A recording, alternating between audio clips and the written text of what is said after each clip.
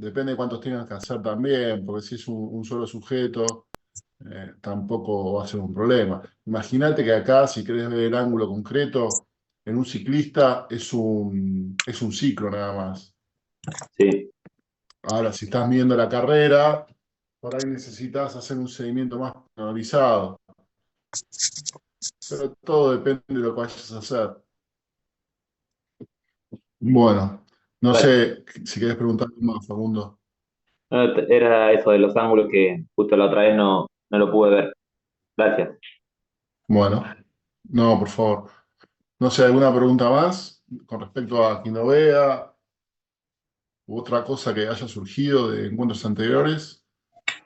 Profe, Sí. eh, ¿será que pueda compartir algunos videos, algo también como tutorial para que nos podamos guiar, o yo por lo menos, eh, en cómo seguir utilizando y eso? Porque la verdad que muchas cosas tampoco me han quedado claro, más que nada es un programa nuevo para mí. Sí, está bien, pero particularmente los videos no los puedo pasar porque son de laboratorio y tendría que pedir autorización para eso. Eh, Después, puntualmente con el tema de los softwares va por un lado y después por otro lado es la filmación de lo que tenés que analizar. En definitiva, lo más importante, Manuel, para analizar es lo que vas a filmar, cómo lo vas a filmar, qué parámetros y qué referencias le vas a dar al video para después vos poder calibrar en el software. Pero puntualmente lo más sencillo en este caso es hacer la filmación. Lo podés hacer con cualquier teléfono móvil, porque ya la mayoría de los teléfonos tienen buena resolución y trabajan a una buena cantidad de cuadros por segundo. Eso no debería ser problema. ¿Cuál es tu problema concreto con respecto a la filmación? No, un poco en general, más allá de que veamos, de acuerdo al tema, las pocas clases en ese sentido que hemos tocado, tengo dudas en Sí, general, sí, pero bueno, pero puntualmente, Emanuel, la clase que viene, les comento, aprovecho la oportunidad, la clase que viene eh, la van a hacer con Seba, es presencial, y la idea es que lleven videos para aprovechar la clase para empezar a hacer el procesamiento. Entonces aprovechen para hacer la filmación de un gesto en la semana y después lo trabajamos el viernes que viene. ¿Te parece, Manuel? bien, bien, bien, pero sí, porque también la plataforma me estaba fijando y bueno, están los powers que se presentan, pero bueno, son las diapositivas nada más y como que no Bien, tiene mucha explicación, pero bueno, bien. Tenés muchos tutoriales también de Quinovea en YouTube. bien, bien, bien, pero Pero puntualmente la clase que viene va a estar Sebastián trabajando sobre las filmaciones que puedan llevar ustedes para empezar a hacer el trabajo y para que cada uno aporte desde el lugar que le parezca y crea y que presente también sus videos para empezar a trabajarlos. O sea, la idea, Manuel, es ir acompañándolos en el proceso, no es que no vamos a ver más ni traca ni que no vean ni ya se terminó el tema de que trabajemos sobre los videos. Simplemente cada tanto tiempo nos volvemos a meter y volvemos a ver por dónde anda cada uno. ¿Bien? Profe, ¿le puedo hacer una bien, consulta? Petro. Sí, Franco. Para medir el ángulo de la cadera, yo debería poner un punto en el trocánter mayor y en la cresta ilíaca anterior superior, como está ahí. Sí, puntualmente si vas a seguir la rodilla, en el trocánter, en el cóndilo y en el malleolo. ¿Está bien? Si vas a seguir el ángulo de la rodilla. Porque No, este en no, este caso, perdón. Sí. para seguir el ángulo de la rodilla, este no lo vas a utilizar. Por ahí este tiene que ver más con la posición del tronco, si vas a hacer algo con respecto a la posición del tronco. ¿Se entiende? Por ahí si haces algo con respecto a la posición del tronco, los hombros, los brazos, bueno, ahí sí te va a hacer falta por ahí marcarlo. Pero en el caso de que sigas el ángulo de la rodilla, no va a ser necesario. Solamente con estos tres te va a alcanzar. Yo, está bien, pregunté por el de la cadera, o sea, para sacar el de la cadera, solo con el de rodilla, ¿decís? Perdón, por ahí me expliqué mal. ¿Vos qué querés seguir? ¿La rodilla, el ángulo de la rodilla? ¿Qué El querés ángulo de ver? la cadera, El ángulo de la cadera con respecto a el tronco. claro, exactamente. Bien. Entonces va a ser necesario que por ahí el ángulo lo partas desde el trocán, desde la cresta ilíaca. De la cresta ilíaca, perfecto, Claro, claro. excelente. Y entonces, profe, como le comentabas a Emanuel, todavía no tenemos que enviarles ningún video de nada de lo que estemos avanzando con algún análisis, sino que lo vemos en la clase y lo vamos siguiendo en las clases. Sí, sí, la idea es la clase que viene trabajar sobre las filmaciones que traigan ustedes. O sea, si quieren hacer, no tiene que ser tampoco una filmación del trabajo que vayan a hacer, pueden hacer un video experimental donde hace una filmación cercana por ahí a lo que van a hacer después en el trabajo y lo van analizando el viernes en en la clase. Entonces ya se van llevando ideas con respecto a lo que van a hacer después. Buenísimo, gracias. ¿Bien? No, no hay por qué. ¿Más preguntas?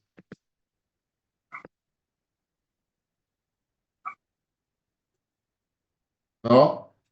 ¿Me meto entonces en el tema?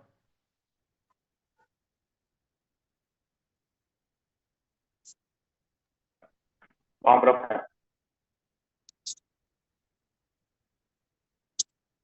Bueno, la idea es empezar a hablar de cinemática, que no deja de ser parte de lo que están haciendo en los videos, ¿no? El análisis de las técnicas que van a llevar adelante se va a hacer a partir de un análisis cinemático. Bien, entonces muchas cosas de las que vamos a ver acá les van a surgir disparadores para después llevar adelante en el trabajo. ¿Está bien? Antes una pequeña introducción. Cuando hablamos de mecánica, el análisis mecánico del movimiento humano carece de sentido si no se tienen en cuenta las fuerzas que lo producen, ¿no?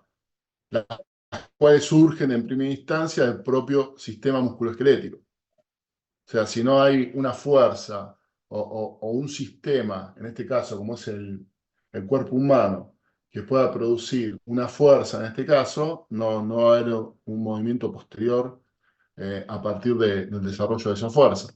¿Bien?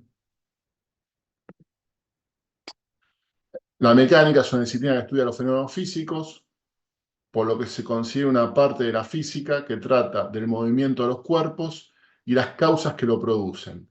Quédense con estos dos términos, movimientos de los cuerpos y las causas que los producen. ¿Por qué le digo que se queden con estos dos términos?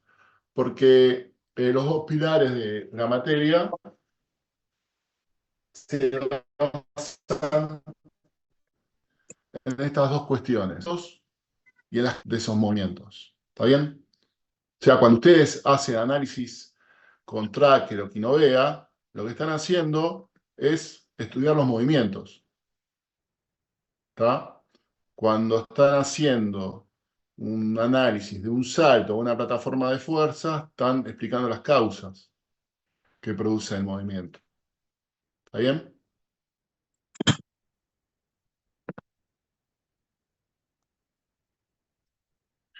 Bueno, particularmente la mecánica tiene distintas dimensiones, la newtoniana, la relativista, la cuántica y la cuántica relativista. Particularmente nosotros nos posicionamos en lo que es la de Newton, ¿no? La escuela de Newton.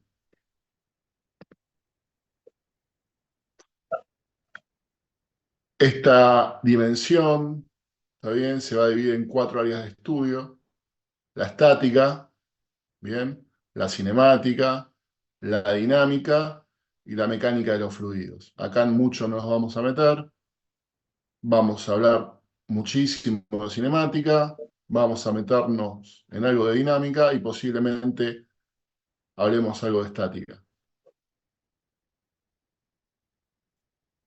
A ver, ¿qué se imaginan por estática y por dinámica? Digo, desde una evaluación que puedan llegar a realizar. Supongo que dinámica del movimiento completo y la estática en una posición, como lo dice el nombre, estático. Evaluar quizás un isométrico. Está bien. Y después la dinámica puede ser, por ejemplo, Y, por ejemplo, en las sentadillas, la dinámica completa del movimiento. La excéntrica, la concéntrica, depende de está lo que bien, quieras. y cómo lo medirías? Y con la velocidad, No, la velocidad explica la cinemática.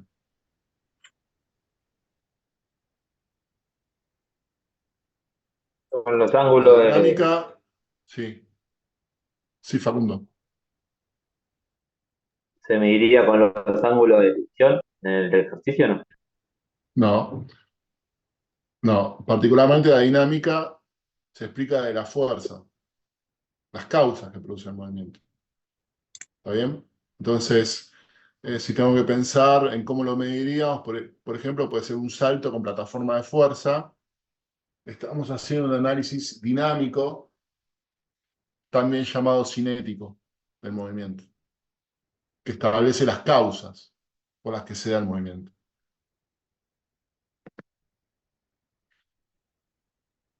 Entonces, estática trata las fuerzas que actúan sobre los cuerpos en equilibrio donde no existe movimiento aparente. Digo, si hacemos una evaluación con celda de carga, cuando vamos a generar la tensión, por ejemplo, estamos haciendo una evaluación de déficit anteroposterior del cuádriceps y isquiotibial.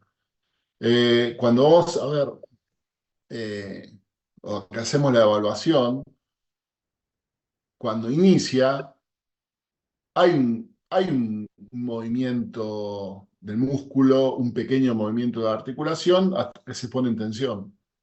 Está bien, cuando el músculo se contrae, cuando el cuádriceps se contrae, hay un movimiento del músculo. Particularmente después entra en tensión y se explica desde ese movimiento estático, pero digo, aclaro por esto que dice acá donde no existe movimiento aparente. Hay un pequeño movimiento que no se tiene en cuenta, lógicamente. Cinemática es una parte de la mecánica que estudia el movimiento de una partícula o sistemas de partículas sin considerar o hacer referencia a las fuerzas que lo producen. Nosotros cuando analizamos el otro día con el Quinovea la sentadilla, estamos describiendo el movimiento, la velocidad de la barra, ¿está bien? No nos importaba otra cosa, por ejemplo, la fuerza que estaban aplicando los pies contra el piso. Lo único que estamos definiendo es, esta barra se está moviendo a tal velocidad. Tampoco estaba mirando la sobrecarga que estaba levantando. Simplemente el desplazamiento de la barra. ¿Está? Entonces, vuelvo a repetir con esto que veníamos hablando, de hacer referencia a las fuerzas que lo producen. No importa en este caso. O sea, estamos mirando el movimiento. El movimiento lo miramos desde el desplazamiento, desde la velocidad y desde la aceleración. Dinámica se considera como la rama de la mecánica que se encarga de estudiar las causas físicas del movimiento, es decir, la fuerza. Si a ese gesto que hicimos de levantamiento le sumábamos dos plataformas de fuerza, una debajo de cada apoyo, bueno, posiblemente íbamos a poder explicar las fuerzas que se estaban produciendo en cada apoyo a medida que la barra iba subiendo. ¿Está bien? Entonces ahí estamos hablando de dinámica. ¿Estamos?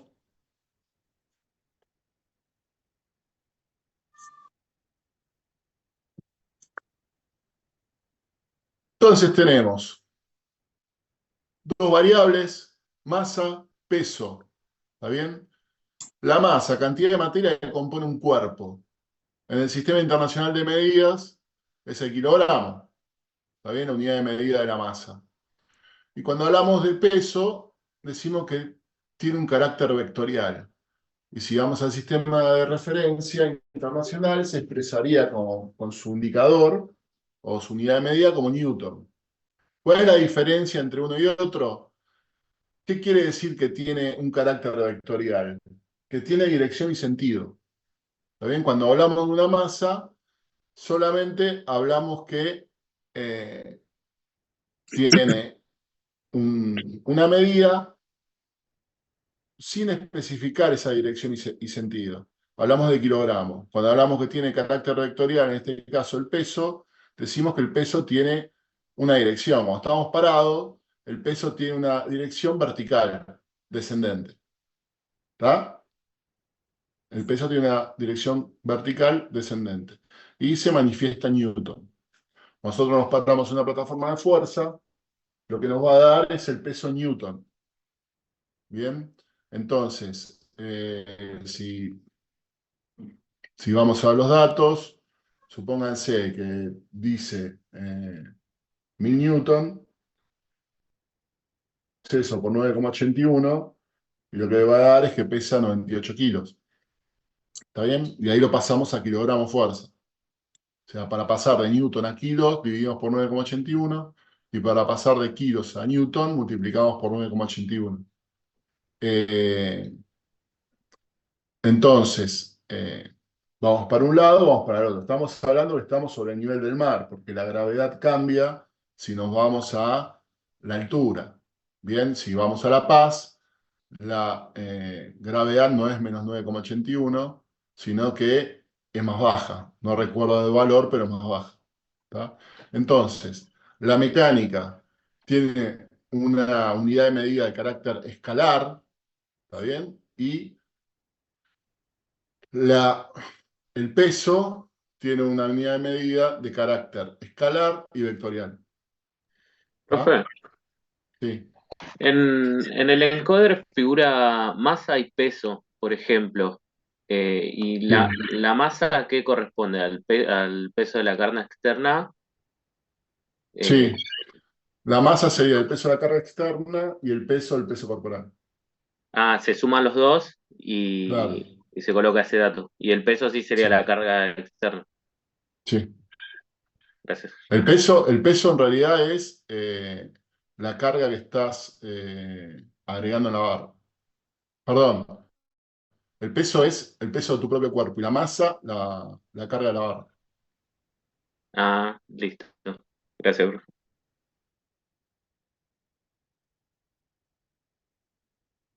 Bueno, masa gravitatoria, la propiedad que tienen los cuerpos de ejercer fuerza gravitatoria sobre otros cuerpos. ¿Está bien? La capacidad de atraerse. O sea, nosotros somos un cuerpo y la Tierra es un cuerpo. Estamos atraídos respecto al uno con respecto al otro. El hecho de tener más masa indica que la fuerza gravitatoria también será mayor. Cuanto más masa, mayor fuerza gravitatoria. Después tenemos la masa inercial. ¿Está bien? La propiedad que tienen los cuerpos de resistirse a cambiar su estado de reposo de movimiento, siendo esta directamente proporcional a su masa. ¿Está bien? Cuanto más masa inercial. Entonces, les propongo un juego. Ahí lo que tengan a mano, agarren algo que tenga más peso y algo que tenga menos peso y que se pueda impactar contra el piso. Agarren dos cosas, no sé, una tapa de una virome y algo un poco más pesado, lo que tengan ahí a mano.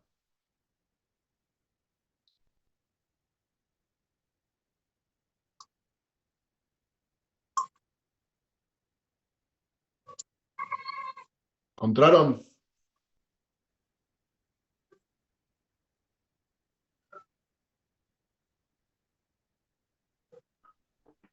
Sí, profe. ¿Sí? Bueno, Mírenme en la pantalla, lo que van a hacer es, van a pararse o van a correrse para un costado, van a agarrar las dos cosas a la misma altura y las van a soltar y las van a dejar caer al piso.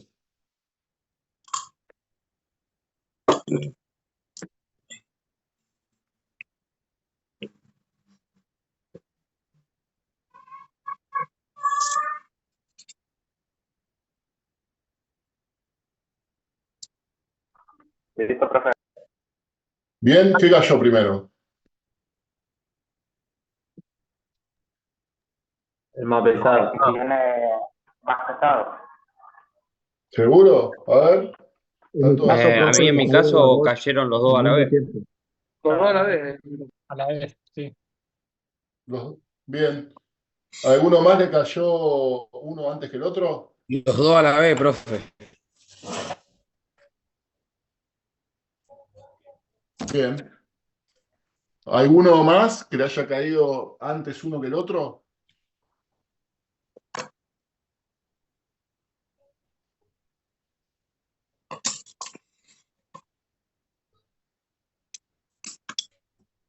Bueno, ¿qué pasó?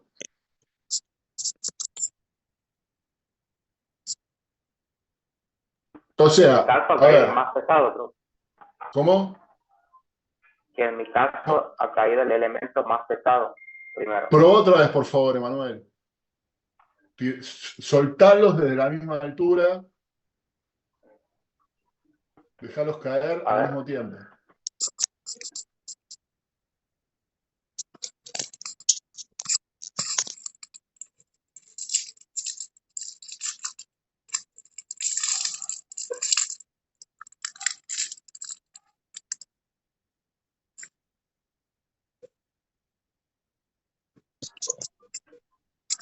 Ahora los dos juntos. Bien, perfecto. Caen los dos juntos. ¿Por qué? ¿Por qué piensan que caen los dos juntos?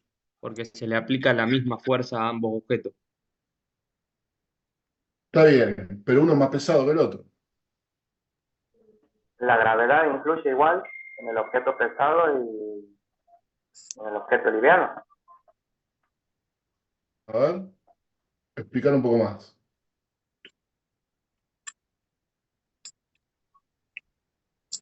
Por más que sea un objeto pesado y liviano, la gravedad va a proyectar en los dos de la misma forma, por eso los dos a la misma altura y en el mismo momento que suelto los dos caen en el mismo momento, al mismo tiempo, y no el pesado primero.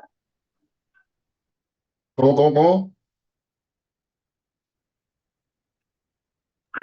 Que la gravedad proyecta de la misma forma en los dos objetos, y no es que por ser uno pesado va a caer primero a comparación del liviano.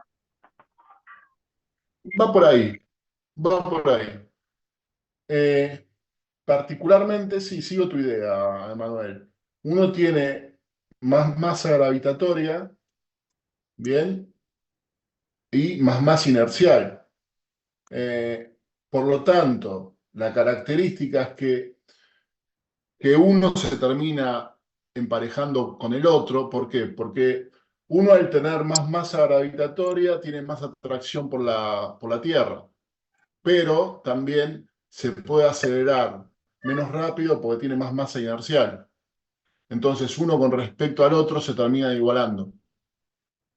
¿Ah? Por eso se hace al principio. Cualquier cosa que dejemos caer, ¿bien?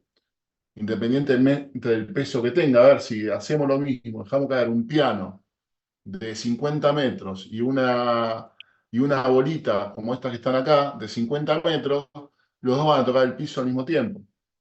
¿Está bien? ¿Por qué? Por el concepto de masa gravitatoria y masa inercial. Entonces, este principio de inercia da origen a dos Profe, primeras leyes. Sí. ¿no influye el rozamiento de ahí con el Eh, viento? si hay viento en este caso, puede ser que haya alguna modificación, pero sacá, Ezequiel, las cuestiones aerodinámicas. Bien, pensá que es un día normal sin viento. Ahora, si hay viento, depende la, la intensidad de ese viento, que puede haber una pequeña modificación. Pero en condiciones normales van a caer los dos objetos al mismo tiempo. Ah, ok, ¿Está bien? gracias. No, por favor. Entonces, inercia, todo cuerpo seguirá en su estado de reposo, movimiento uniforme y rectilíneo, a no ser que sobre él actúen fuerzas externas no equilibradas. Está bien, en este caso está actuando la fuerza de la gravedad, ¿no? Soltamos y actúa la gravedad sobre ese objeto. Las aceleraciones que experimentan los cuerpos tienen una relación directa con la fuerza resultante, que actúa contra él e inversa con su masa. ¿Está bien? O sea, estamos hablando de fuerzas resultantes, ¿no? De que estamos hablando de un carácter de dirección, de un carácter de sentido con respecto a esa acción específica. Entonces, Sí. ¿podría volver a explicar por qué, porque no lo he entendido bien, por qué el cuerpo que tiene más masa, en comparación con el que tiene menos, caen igual al mismo tiempo?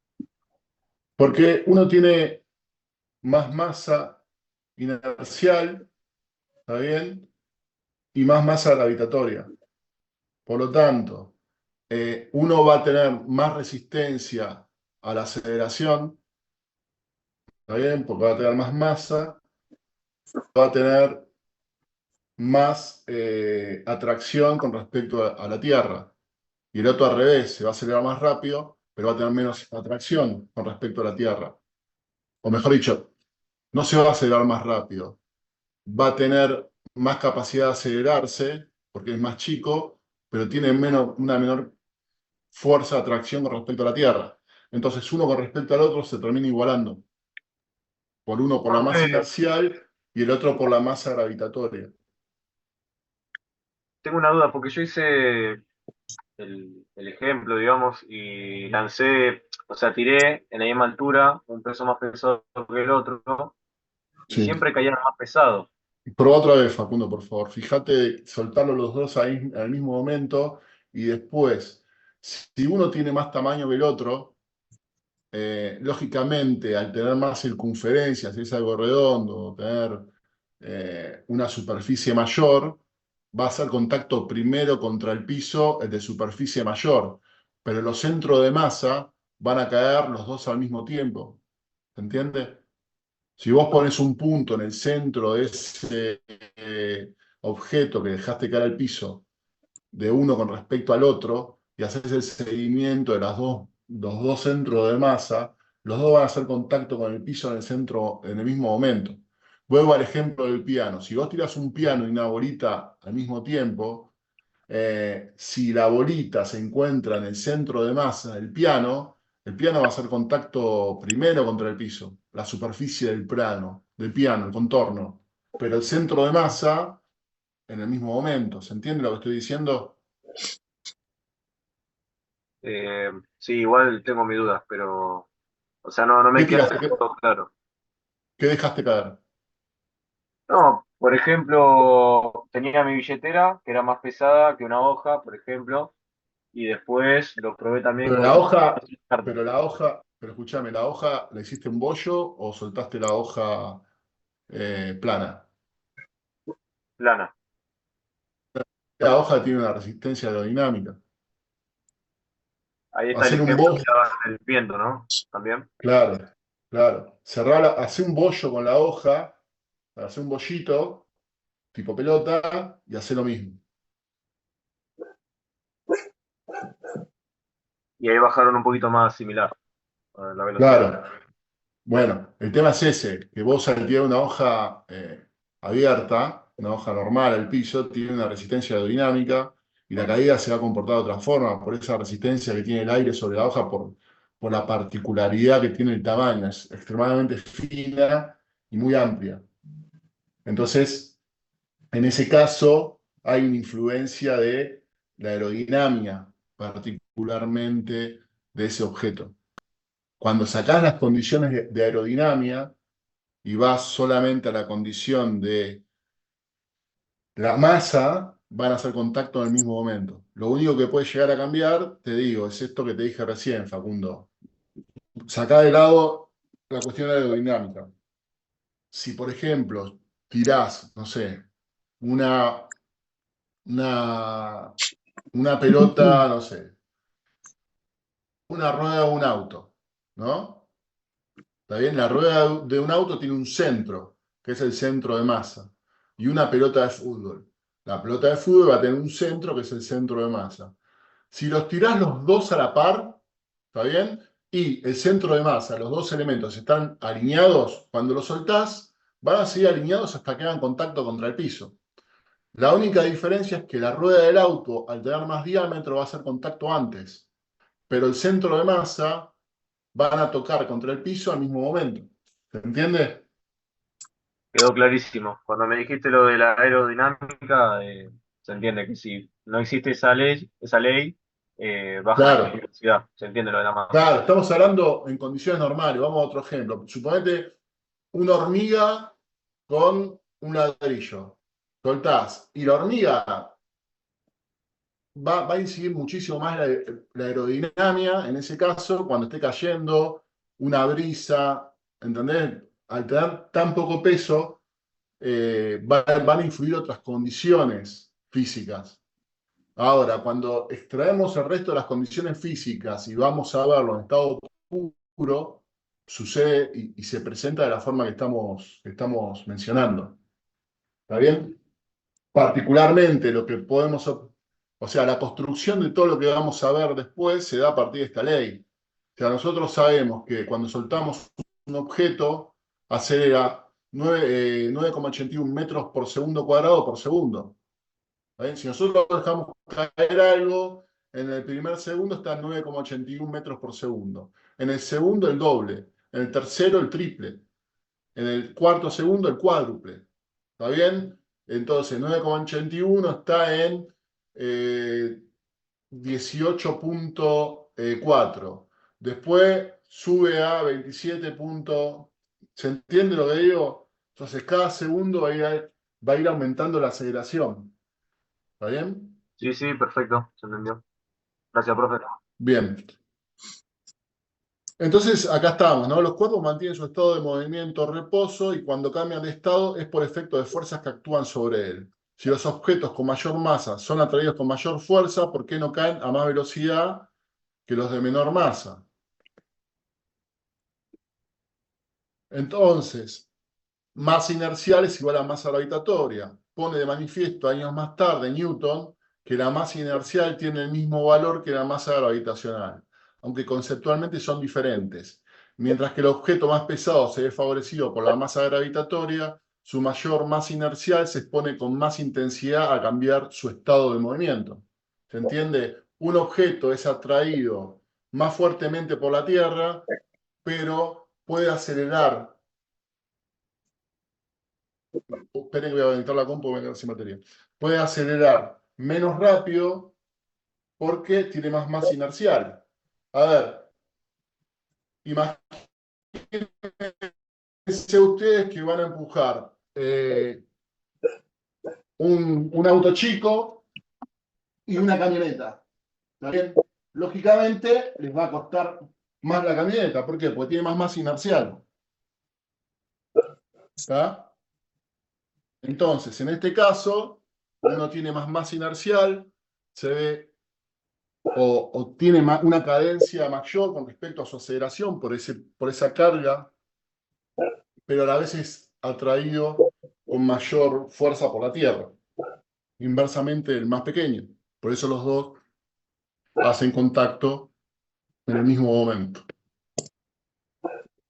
Bueno, fuerza, toda causa capaz de variar el estado de reposo o movimiento de un cuerpo. Tensión, valorando la deformación que se produce en las masas que están en contacto mutuo durante la aplicación de la fuerza.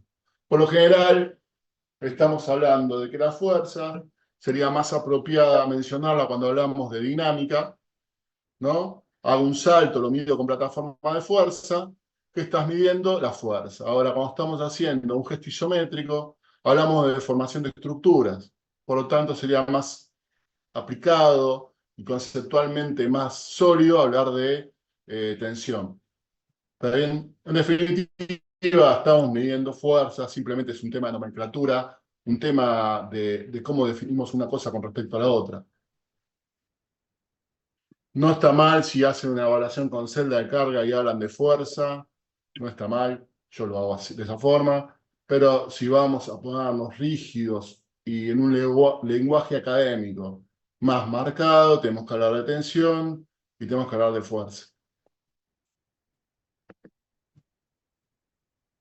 Bien, esto es una plataforma de fuerza y acá estamos midiendo una sentadilla profunda. ¿Está? Puntualmente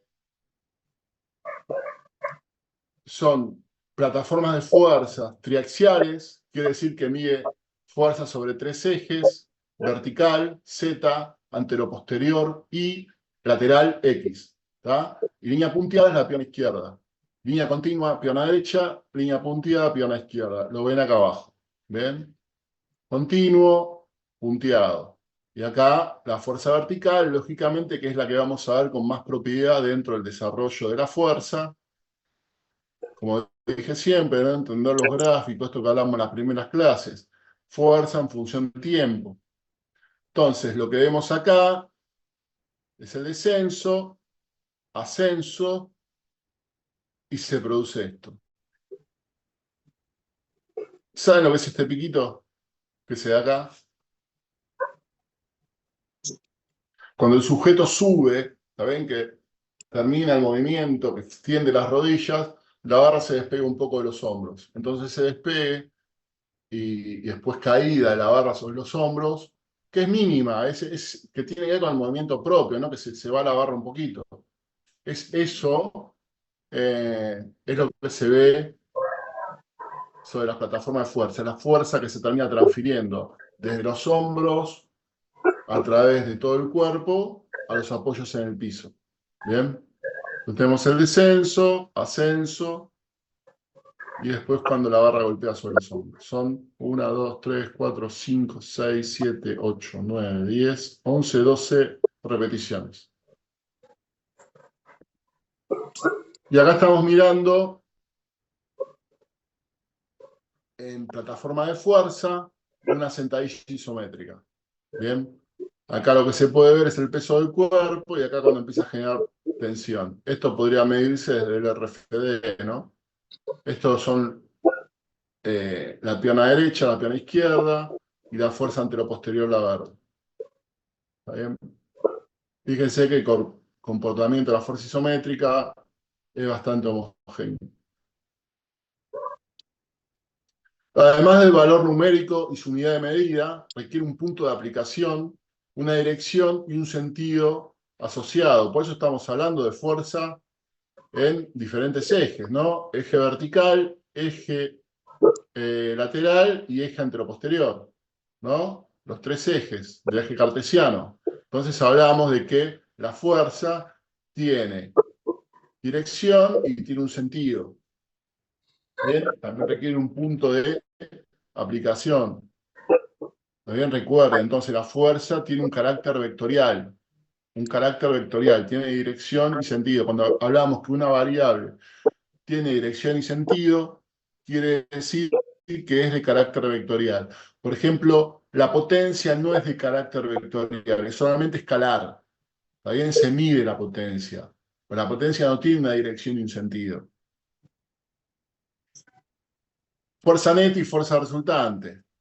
Estos son conceptos, ¿no? Para que repasarlos y para reinterpretarlos.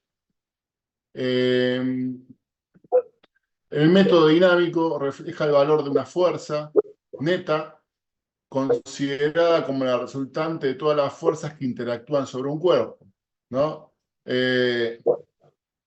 Yo cuando aplico una fuerza contra el piso, estoy aplicando una fuerza desde un sólido rígido que es mi cuerpo, ¿está bien? Hacia el piso.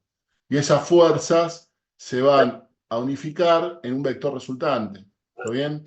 Entonces, en realidad la fuerza neta es una fuerza resultante que interactúan en un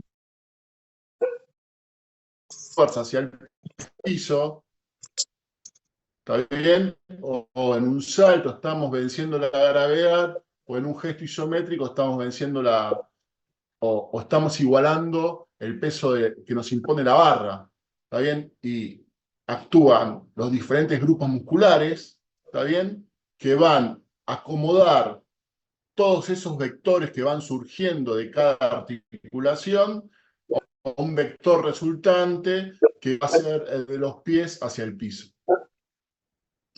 Entonces, hablamos de fuerza neta y hablamos de fuerza resultante.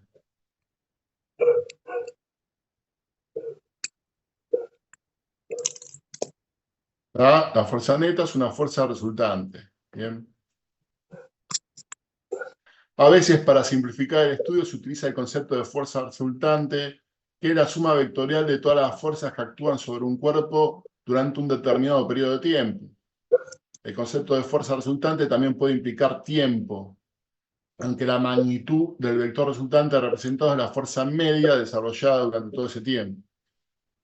Bien, acá empezamos a buscar variables con respecto a las mediciones que podemos llegar a establecer cuando medimos la fuerza.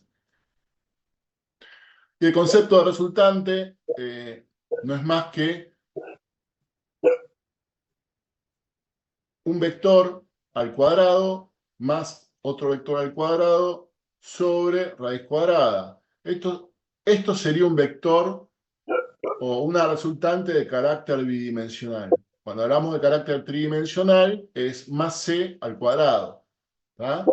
Todo sobre raíz cuadrada. Entonces tenemos x al cuadrado más y al cuadrado más z al cuadrado, todo sobre raíz cuadrada.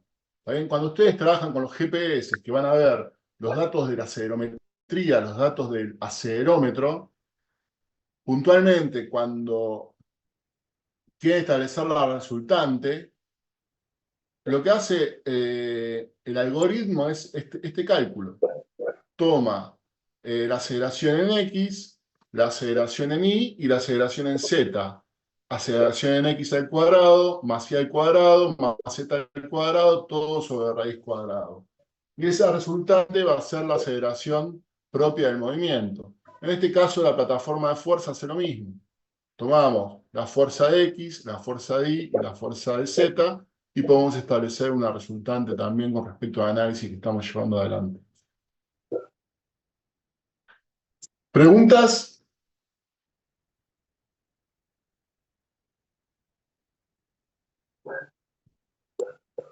¿Venimos bien? Sí, profe. Muy bien, profe. Buenísimo, seguimos. Sí, pregunten porque yo empiezo a hablar, por ahí, a menos que ustedes no pregunten, doy por sentado que están. Entonces sigo. O sea, si ven que hay algo que no está, me freno. Bueno, esto que fuimos conversando, que fuimos viendo, es una pequeña introducción para meternos en cinemática, ¿no? Es donde se ubica la cinemática dentro de la biomecánica, dentro de la mecánica. ¿Dónde la situamos? Bueno, entonces, ¿cómo describimos el movimiento en biomecánica? Hablamos que las dos columnas vertebrales de lo que vamos a estudiar es los movimientos y las causas que lo producen. Bueno, el movimiento queda dentro de la cinemática. Entonces, esto ya lo dije varias veces, la cinemática es la parte de la biomecánica que describe los movimientos y su descripción espacio-temporal, ¿está bien? Describe los movimientos y su descripción espacio-temporal, dónde está ese punto en cada momento. ¿Dónde está? ¿Está bien? El tiempo está pasando, ustedes están viendo mi dedo, y mi dedo avanzando. Entonces, esta partícula va variando de posición en función del tiempo. ¿Está bien? El tiempo es determinante. Cuando hablamos de movimiento, estamos hablando de espacio-tiempo. Lo que vimos con el encoder, ¿no? Esa primera clase, segunda clase en realidad. Lo que nosotros medimos, lo que nosotros estamos viendo, lo que intentamos explicar, es esa variación de espacio-tiempo. ¿Está bien? Entonces, situando los cuerpos mediante coordenadas y ángulos, detalla sus movimientos basándose en los términos de desplazamiento o posición. ¿Está bien? Desplazamiento, posición, velocidades y aceleraciones, sin tener en cuenta sus causas generadoras. ¿Está? Esto ya lo hablamos. Cuando seguimos la barra, no me importaba qué fuerza estaba aplicando contra el piso, sino ver cómo se movía la barra. Lo mismo cuando seguimos el ángulo del ciclista, lo mismo cuando seguimos al sujeto que estaba corriendo de un lado para el otro. ¿Está bien? Es indistinto. Lo que nos importa es describir el movimiento de un objeto, en este caso la barra. ¿Está bien? Con el menor error posible. Para tener el menor error posible, tengo que ser muy concreto en el protocolo de evaluación y en el proceso de filmación, ser precavido con respecto a las dimensiones sobre las que voy a trabajar y cómo puedo trasladar la dimensión espacio-temporal, o mejor dicho, espacial de el espacio donde estoy midiendo esa técnica a la pantalla sobre la que estoy. eh, eh, la diferencia que tenemos es que donde en el espacio que realizamos el gesto es en 3 dimensiones, y cuando nosotros trabajamos en la pantalla estamos en 2 dimensiones. ¿Está bien? Un dato no menor.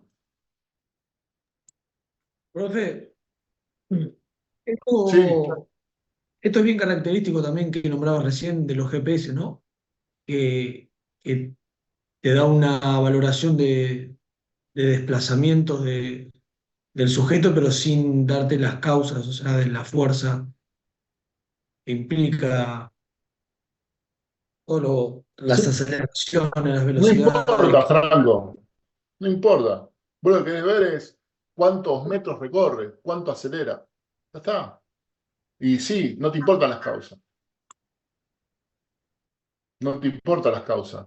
Vos lo que estás haciendo es un análisis, eh, o estás valorando, eh, a partir de los desplazamientos de un jugador, de un equipo, eh, estás haciendo una valoración del entrenamiento de ese equipo o de ese sujeto. ¿Está bien? Lo mismo que cuando vos haces una evaluación con encoder. No estás buscando las causas, lo que estás mirando es cuánto se mueve la barra. ¿Se entiende? Entonces, lo que vos buscás es indirectamente, un control que te permita cuantificar el entrenamiento, cuantificar lo que hizo ese jugador.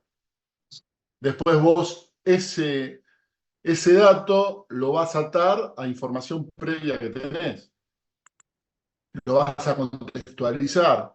Bueno, ¿dónde lo pones con respecto a este entrenamiento, respecto al partido, respecto a otros entrenamientos similares? Y la particularidad que tiene el GPS, que el acelerómetro es tridimensional.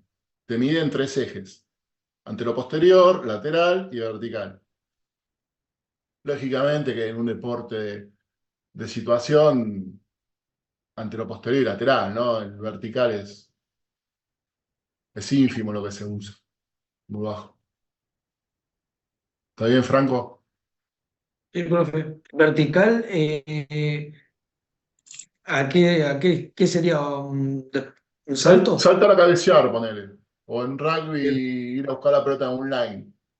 bien, perfecto. O el arquero en un corner sale. Claro, Cabezazo. Por bien. eso te digo, digo lo que se toma del eje vertical del acelerómetro es con respecto a los otros dos.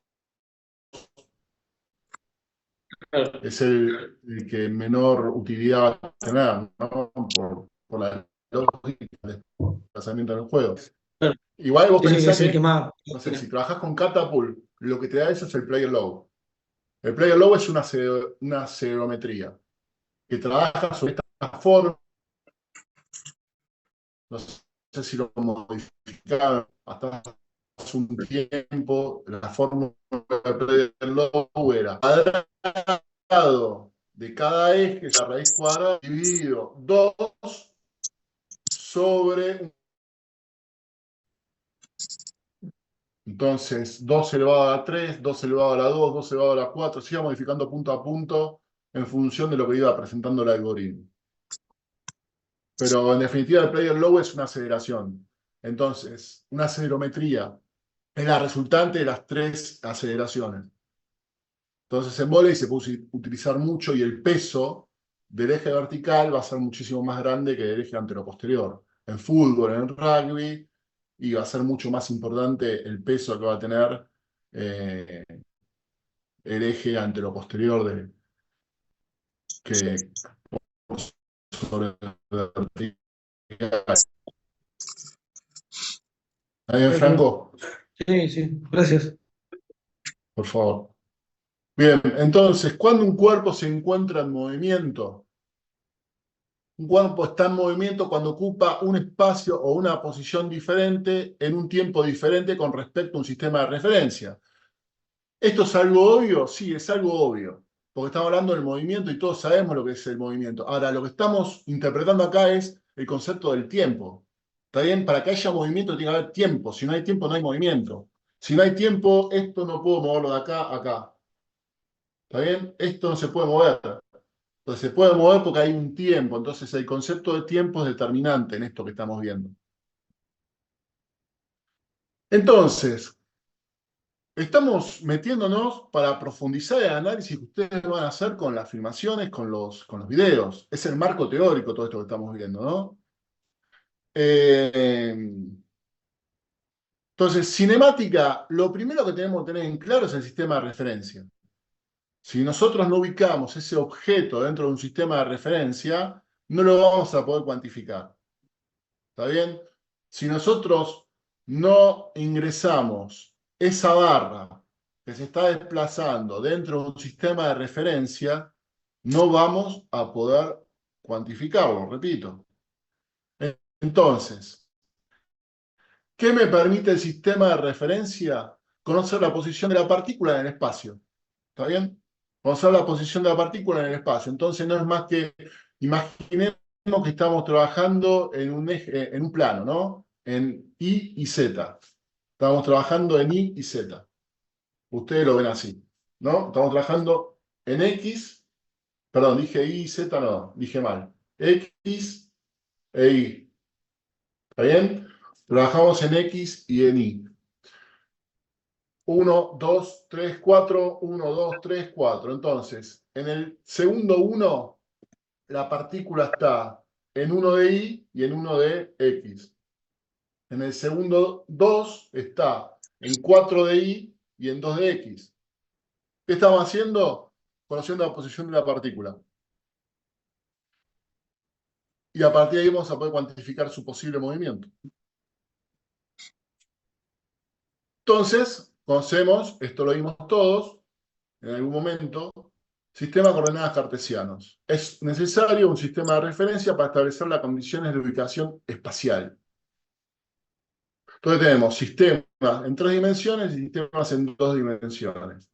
Por lo general, cuando hablamos en 2 dimensiones, Y es el vertical y X es el horizontal. Y cuando hablamos en 3 dimensiones, Z es el vertical, Y el anteroposterior y X el lateral. ¿Está? Varía dependiendo a veces la normativa que se utiliza. La más habitual es esta. Entonces, tenemos sistemas de referencias inerciales, se cumple la ley de inercia, y sistemas no inerciales. Poseen aceleraciones con respecto a otro sistema de referencia inercial y donde la ley de inercia no se cumple. Se puede dar, por ejemplo, arriba de un tren. Es un sistema que va a tener una inercia diferente. ¿Está bien? Porque ese sistema tiene un movimiento con respecto al de la Tierra. Por lo tanto, no se va a cumplir la ley de inercia. ¿Está? Vamos a ver el sistema de referencia del propio cuerpo. En ocasiones es necesario describir las posiciones de los segmentos o cualquier otra parte corporal con respecto al propio cuerpo. Digo, quiero hacer o medir los ángulos, como dijeron antes, del tronco con respecto a la cadera. Bueno, entonces tengo que transformar el propio cuerpo en un sistema de referencia, algo que vamos a hacer bastante. Entonces, si hablamos de sistema de referencia, vamos a hablar de ejes, planos, y si es del propio cuerpo, vamos a hablar de sistemas locales o segmentarios y sistemas remotos. Cuando hablamos del cuerpo, hablamos del plano frontal, ¿está bien? Que el movimiento del plano frontal, ¿cuál es? Si nosotros estamos mirando el plano frontal, ¿qué tipo de movimientos podemos hacer? Aducción y abducción. Aducción y abducción. Brillante. Plano sagital, Flexión y extensión. Flexión y extensión. está bien. Y transversal, Rotación. Rotación. rotación. Brillante. Sí. Entonces, esto es importante. Y por lo general, los que eligen no hacer el trabajo y rendirla a través de un examen, esta es una pregunta por lo general del examen. Clasificación del movimiento humano. ¿Bien? ¿Cómo se clasifica el movimiento humano? Según la dimensión en que se produce el movimiento o que se reproduce el movimiento. Según la dimensión en la que se reproduce el movimiento. Después también podemos clasificarlo a partir de la trayectoria descrita por las partículas que componen el sistema de estudio. ¿Está bien? Trayectoria. Y después, según los cambios que se producen en la velocidad durante el movimiento. Entonces, 3 palabras: dimensión, trayectoria y velocidad. Entonces, vamos a clasificar el movimiento humano desde la dimensión,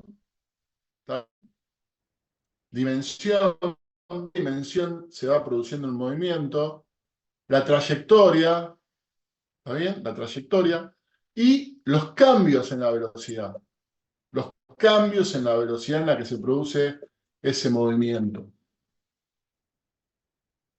Entonces, en la dimensión, en la recta, unidireccional, en el plano, bidimensional, o en el espacio, tridimensional. ¿Bien? ¿Quién me puede dar un ejemplo de cada uno? ¿Cómo puedo medir esto? ¿Cómo puedo medir esto? ¿Y cómo puedo medir esto?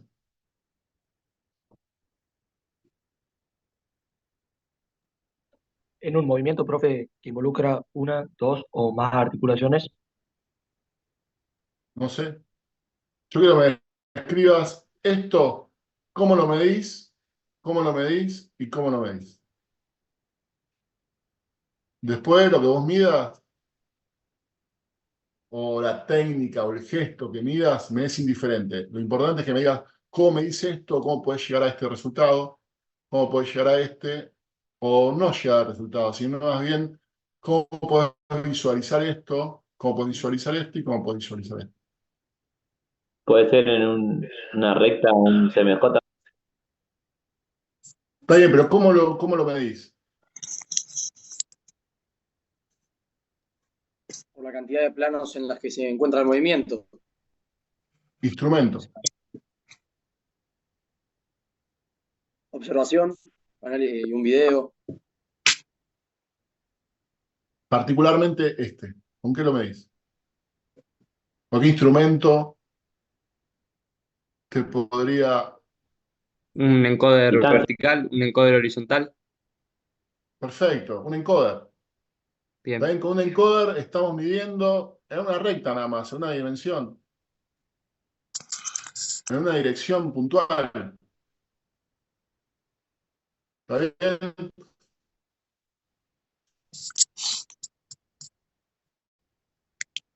Pero si queremos medir en una recta unidireccional, en una sola dimensión, bueno, el encoder.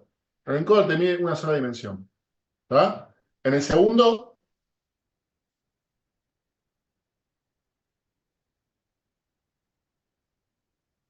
Con un video en el segundo, una cámara. video. Lo que van a hacer ustedes. Ustedes van a trabajar en el plano. También van a trabajar en el eje Y y en el eje X. Es un plano y estamos trabajando en dos dimensiones. Entonces, en la primera tenemos el encoder, en la segunda tenemos el video y en la tercera, Un GPS por ahí. un GPS. Claramente, cuando nosotros vamos a ver los datos, más que nada el acelerómetro, más que el GPS, cuando vamos a ver los datos y el acelerómetro, la acelerometría, está calculada en tres dimensiones. Esto que el ejemplo que les di hace un ratito. Entonces, según la dimensión, encoder, video, GPS. Acá le podemos sumar plataformas de fuerza, acelerómetros puros, ¿está bien? Cámaras y sistemas en tres dimensiones de filmación, ¿está? Según el tipo de trayectoria. Según el tipo de trayectoria. Entonces hablamos de cinemática lineal y cinemática angular. Cuando hablamos de cinemática lineal, hablamos de rectilíneo, movimiento lineal rectilíneo. Cuando hablamos de curvilíneo, movimiento lineal curvilíneo. En curvilíneo, esquí se hacen esos saltos donde los esquiadores vuelan prácticamente, ¿lo ubican? Bueno, la primera parte es cuando están cayendo, es un movimiento rectilíneo. Después tiene una pequeña curva, que es de tipo rectilíneo, y después es tipo parabólico. Cuando suelta o sale la rampa, va a ser un movimiento parabólico. Cuando nosotros lanzamos algo, es un movimiento parabólico. Movimiento parabólico, la particularidad que tiene es que tiene dos puntos que son simétricos y un ápice, que es el punto más alto. ¿Bien? Y después tenemos el cinemático angular. Lanzamiento de bala, por ejemplo. Giro, giro, giro, giro. Lanzamiento, perdón, de bala no, de martillo. Lanzamiento de disco. Aunque el lanzamiento de bala también, no, pero el lanzamiento de bala no gira, va más lineal. Lanzamiento de disco, también gira, gira, gira y lanza. ¿Está bien? Eso de tipo angular. Angular y después se transforma en parabólico, ¿no?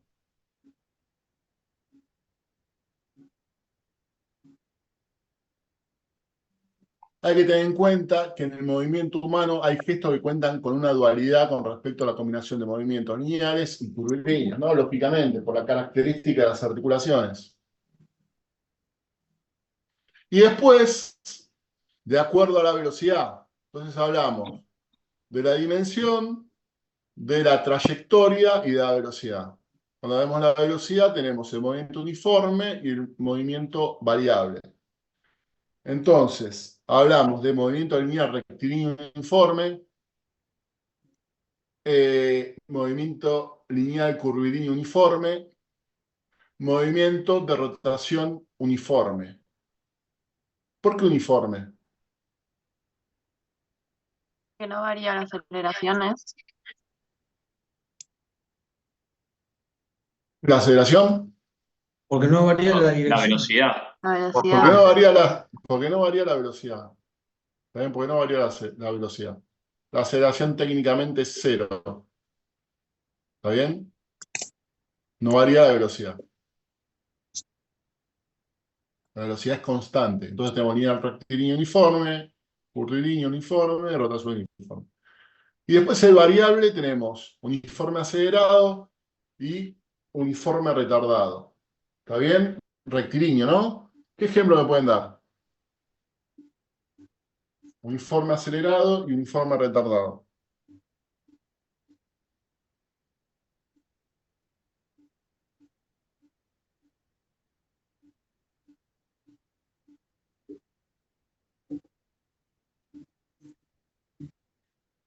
¿Un cambio de dirección? A ver, describilo. Movimiento rectilíneo. Uniforme.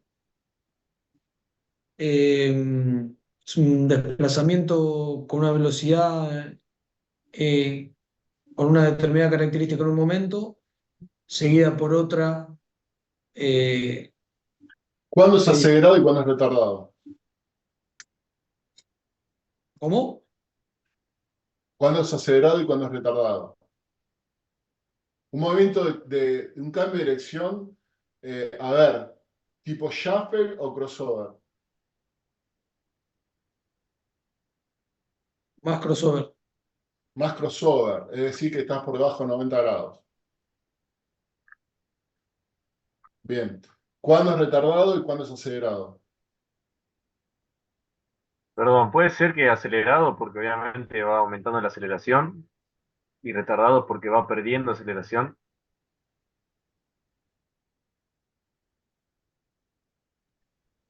Digo, yendo a la lógica, o va aumentando la velocidad o va perdiendo velocidad el movimiento. Bien, en un cambio de dirección, tipo crossover cerrado, ¿cómo es? Y tenés que desacelerar para después volver a acelerar para hacer el cambio de dirección. Entonces, cuando llego al punto, hasta que llego al punto, ¿cómo es el movimiento? Hasta que llego al punto del cambio de dirección. Voy perdiendo Es velocidad y después la acelerativo. tiro. ¿Cómo? Hasta que llego al punto es acelerativo. Hasta que llegas al punto, ¿están de acuerdo? No, vas No, perdiendo velocidad para es poder hacer retardado. cambio de dirección. Es retardado porque te va frenando. O sea, cuando llego al punto, cuando me voy acercando al punto del cambio de dirección es retardado. ¿Por qué? Porque voy disminuyendo la aceleración. O, si es muy bueno, el sujeto, la disminución de la aceleración va a ser Va a estar mucho más rápido, claro. Va a depender de la característica técnica. Si tiene menos técnica, va a necesitar más metros para frenar. Si tiene más técnica, va a necesitar menos metros para frenar. ¿Está bien?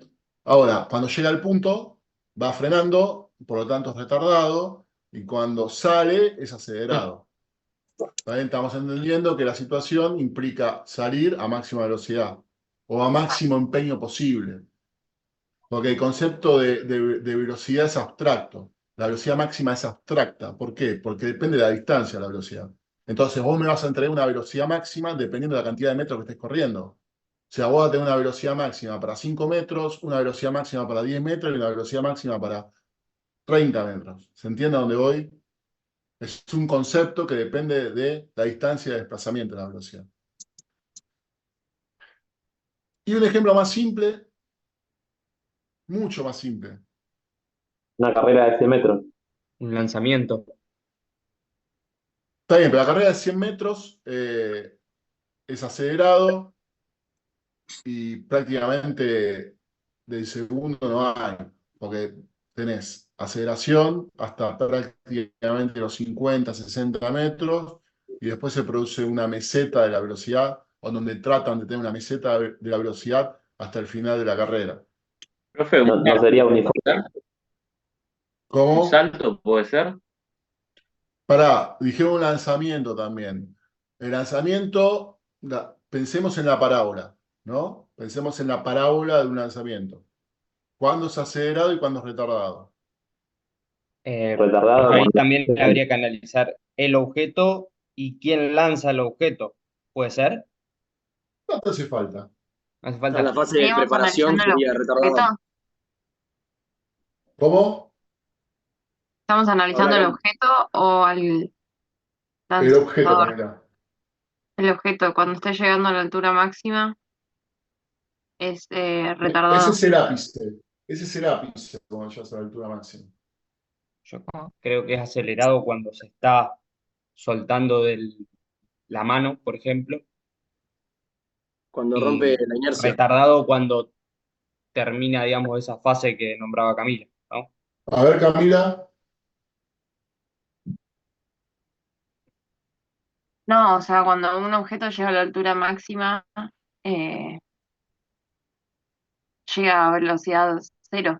O sea, la altura máxima sería la velocidad cero. Entonces sería retardado, o sea, estaría frenando, por así decirlo, porque lanza en una velocidad máxima posible por el lanzador. Técnicamente, esto es un detalle y ya vamos a ver más adelante. Cuando nosotros hacemos un lanzamiento, la velocidad horizontal, ¿está bien? La velocidad horizontal es constante. Lo que varía es la velocidad vertical. ¿Bien? Claro, tiro Entonces, vertical. En eso estaba entonces, pensando. espérame. Cuando lo analizamos es hasta el ápice y después del ápice. Y después, digo, para cerrar el concepto, dijeron en el momento del lanzamiento. Está bien, pero el momento del lanzamiento nosotros no lo analizamos, porque eso tiene que ver con la dinámica. ¿Está bien? La propulsión del lanzamiento no lo analizamos. Nosotros lo que miramos es desde la suelta, es decir, desde que el sujeto suelta el objeto, ¿está bien? Que no tiene más contacto con el objeto, es decir, desde ese cuadro hasta que el implemento cae en el piso o hace contacto contra el piso. A partir de ahí vamos a ver una parábola. Ustedes tienen que pensar en la parábola nada más. No me importa otra cosa. Lo único que tienen que ver es la parábola porque estamos analizando el movimiento. Entonces ven una parábola de un objeto que se está trasladando por el aire a través del tiempo. Entonces, asciende, llega al ápice y empieza a caer. ¿Está? Esa es la descripción del movimiento. ¿Cuándo es acelerado y cuándo es retardado, Camila?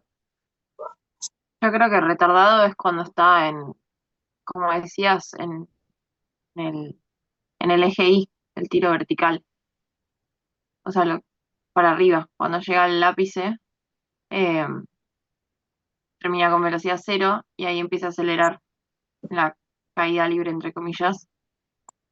Empieza Entonces vos acelerando. decís que hasta que llega al ápice es retardado y después del ápice hasta el piso es acelerado. Sí, Perfecto, es eso. Es eso. Cuando el objeto suelta la mano, sube, ¿está bien? La velocidad máxima es el momento de la suelta.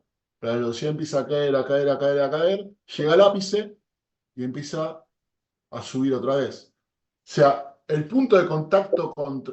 Imagínense que yo lanzo algo y del otro lado hay algo que está a la misma altura del lanzamiento, la velocidad de contacto contra el piso, contra lo que esté del otro lado, es la misma que la suelta.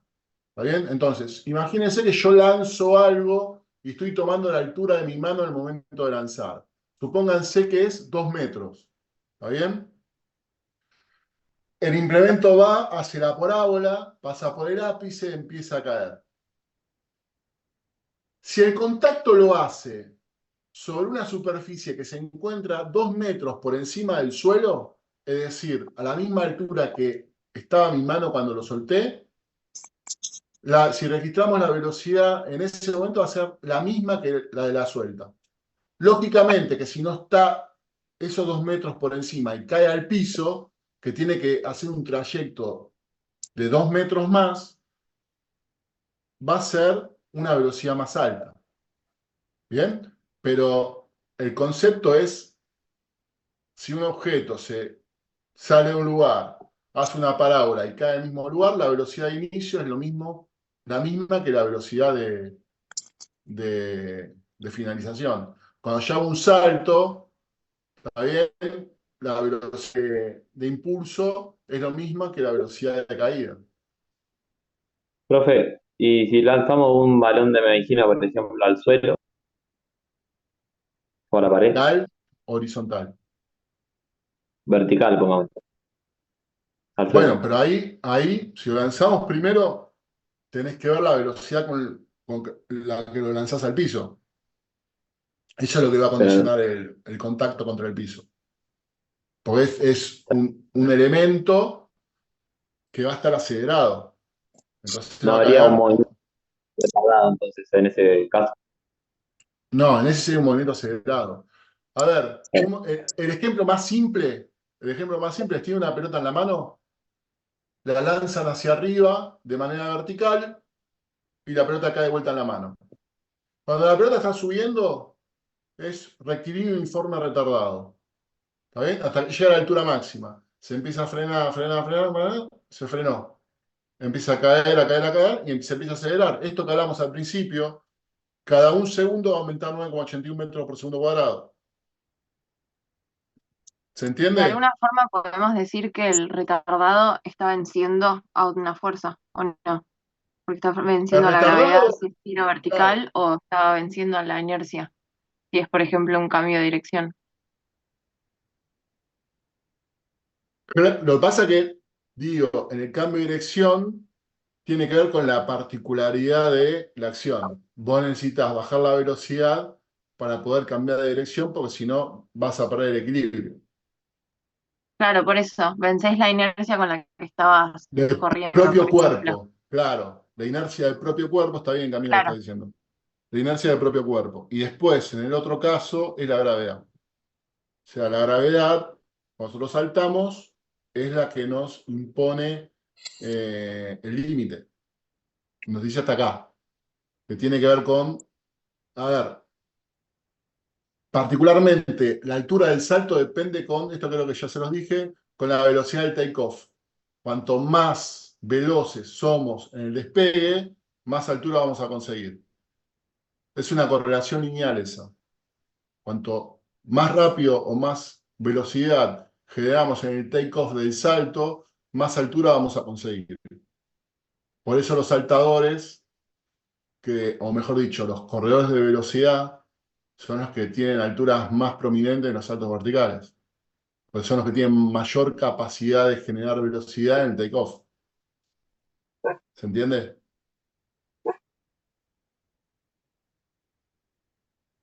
Entonces podemos hablar de movimiento en función de la velocidad, uniforme, variable, acelerado, uniforme, variable. Este concepto no existe. ¿Está bien? Desacelerado no existe. La palabra desaceleración en biomecánica no existe. En realidad hablamos de aceleración positiva o negativa. Repito, son cuestiones que tienen que ver con terminología académica. Obviamente que yo también utilizo la palabra desaceleración, más cuando hablamos de GPS y demás.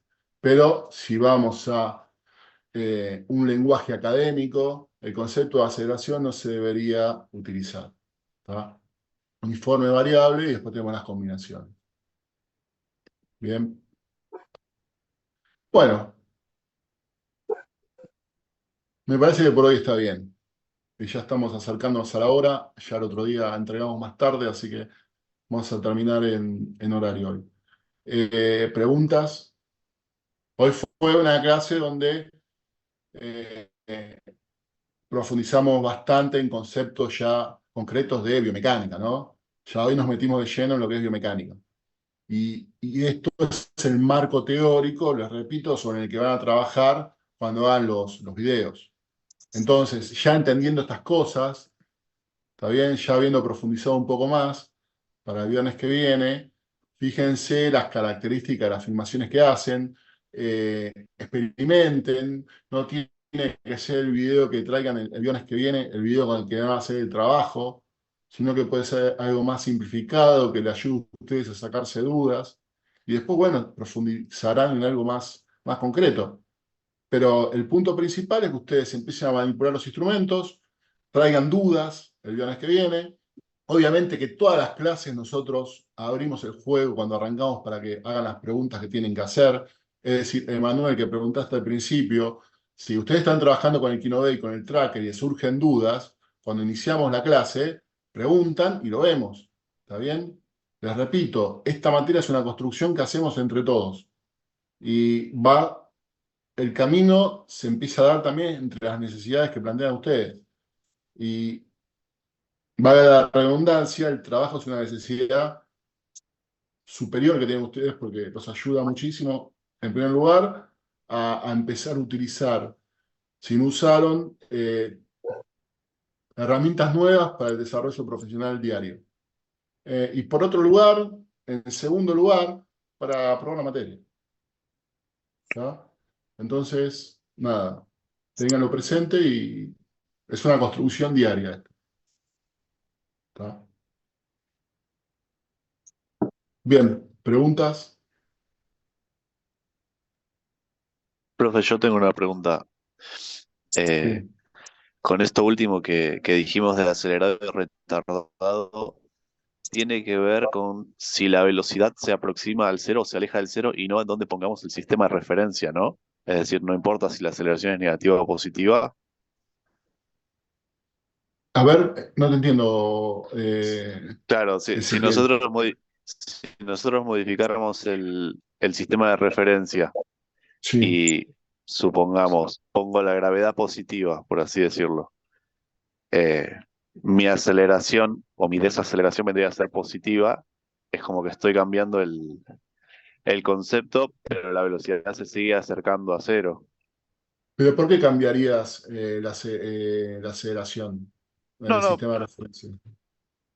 no, pregunto, pues es algo que se podría hacer, quizás por una comodidad de análisis.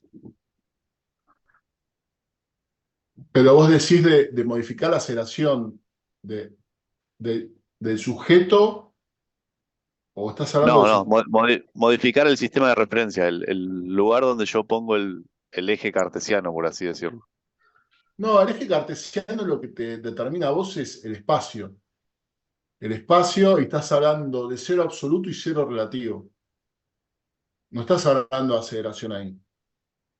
Entonces, a partir de eso, después va a haber una construcción en donde las posiciones van a ser positivas o negativas, y ahí te vas a meter en lo que es la velocidad positiva o una velocidad negativa que tiene que ver con la vinculación sobre el sistema de referencia. No, eso está bien, ahí te entendí. Está bien. Sí, está bien. Tiene que ver con el sistema de referencia.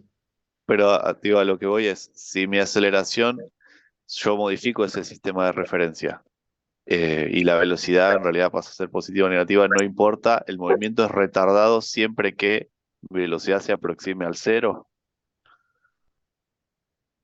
Cuando la velocidad se aproxima al cero, sí. Sí, porque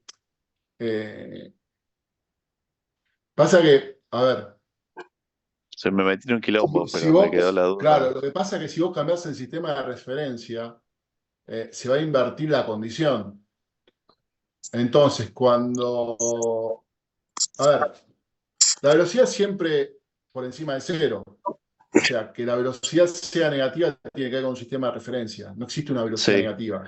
También no existe una velocidad negativa. Eh, Puntualmente, si vos haces que el punto se mueva por el lado o por el otro lado del i, vas a tener un valor negativo, que va a hacer que la velocidad vaya acercándose al cero también, pero desde el lado negativo. Y siempre va a ser sí, negativa la velocidad, nunca va a ser positiva la velocidad. Podés estar del otro lado, ¿entendés? Vos tenés el eje X y el eje Y, ¿no? El eje X y el eje Y. Entonces, vos en vez de trabajar de este lado, estás trabajando de este lado. Entonces la velocidad siempre va a ser negativa. Entonces, ok. sube, tenés mayor magnitud de velocidad, cero, y vuelve a ser negativa, pero empieza a ser más grande. No sé, imagínate estás menos 2,81, subís, cero, bajás, menos 2,81. Siempre trabajás con negativo de ese lado. Claro, No sé y si te eso, estoy digamos, no. respondiendo. A Sí, mí no me no, molesta, mi no, eso duda. tiene que ver con con la particularidad del sistema de referencia. ¿Está bien? Ok, gracias. No, de nada. Bien, ¿más preguntas? Profe, y eso me mareó un poco, no sé si entendí bien. Por ejemplo, no sé, en un press de banca, de banco plano. Si Sí. toma el cero en la extensión del brazo y, por ejemplo, por inercia la barra se levanta un poquito más, ¿ahí puede ser que te dé negativo?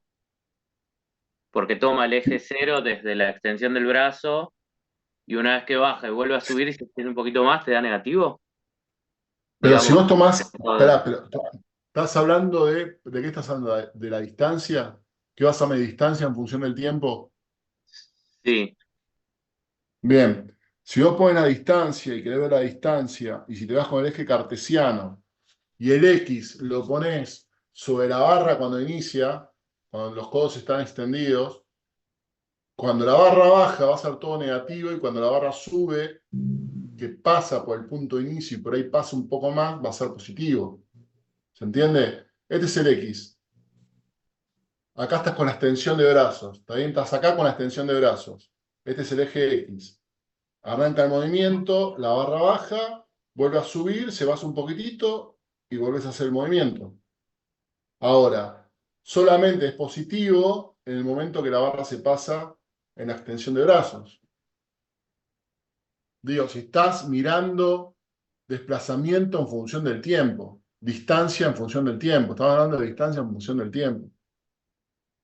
Lo que pasa es que después todos los puntos van a ser negativos y cuando construyas la velocidad vas a ir a una velocidad negativa. claro. Pero eso tiene que ver con dónde coloques el sistema de referencia, a partir de lo que busques.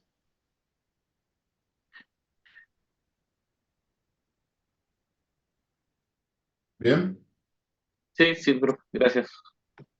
Por favor. ¿Alguna otra pregunta? Esto que vimos hoy, profe, está en la plataforma, la bibliografía.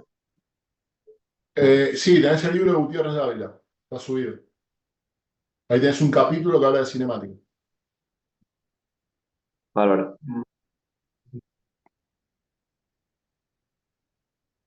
Bien, ¿alguna otra pregunta? ¿No?